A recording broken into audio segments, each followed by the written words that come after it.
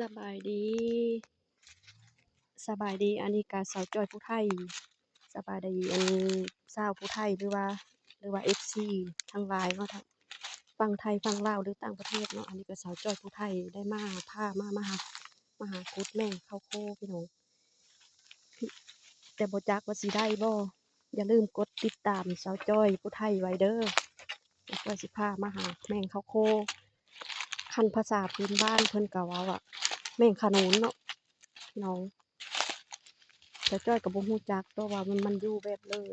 กำลังว่าสิมาหาเบิ่งเขาเจ้าว่ามันอยู่ตามกกไม้น้อยๆแต่สิจ้อยก็บ่เคยมาขุดจักเทื่อใด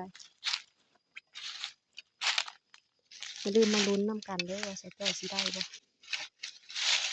หรือว่าอันนี้บ่เนาะพี่น้องสิจ้อยก็บ่ฮู้จักว่ามันอยู่แบบเลยสิจ้อยสิขุดลองเบิ่ง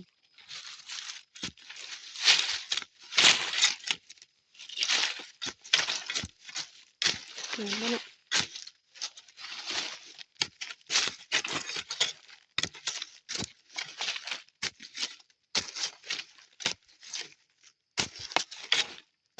มันคือบ่เห็นว้ายแม่นนั่นแหละพี่น้องเอ้ยมันอยู่แบบนี้สิจ้อยก็บ่เคยรู้จักเลยจนได้ซัก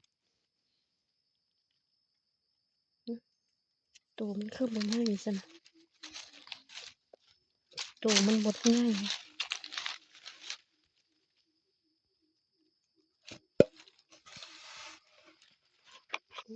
สิจ้อยบ่รู้จักว่ามันอยู่แบบเลย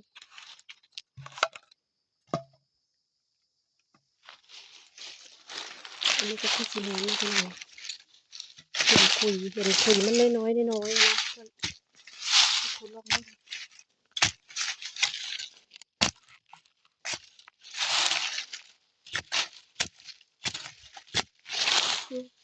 แม่นบ่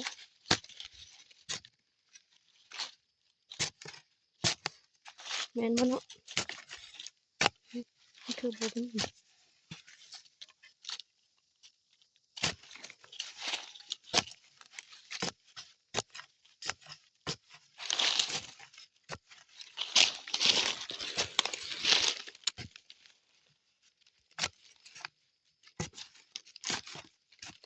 มันบ่แม่นติ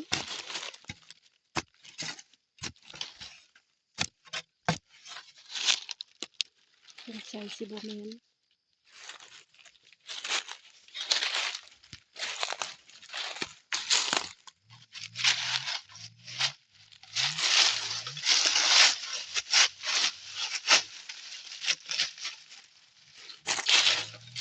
คนเคยขุดกับคนบ่เคยขุด